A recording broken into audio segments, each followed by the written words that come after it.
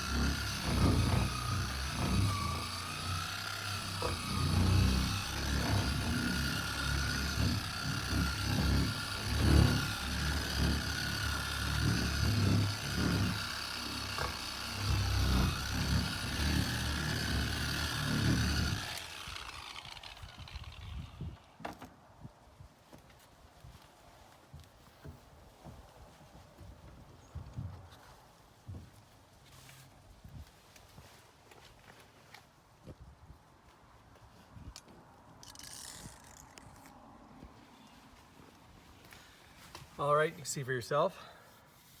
That's the old paint, unpolished, and that's the new paint. So quite a startling difference. I don't know if it'll come through in the camera, but the orange is vibrant.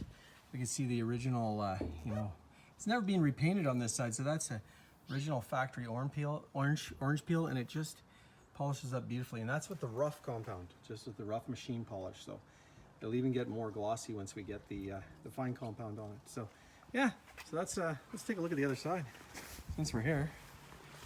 So this side was done this afternoon, again with the rough machine compound.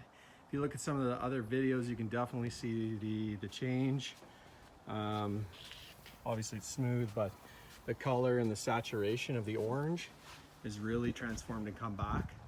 And there you can see the contrast when you get to the front end. You know, you can really see how faded, chalky, and dead it is compared to the color that we get there.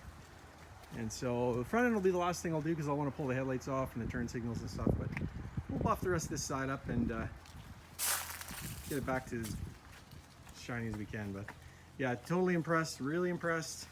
I used the McGuire's stuff, and I'm glad I'm using this 3M stuff. This just is different. It was expensive. It was like $100 for the 2 bottles, but you know what? Like, it works amazing. So shout out to 3M, and thanks a lot for checking in on how Van Gogh's doing.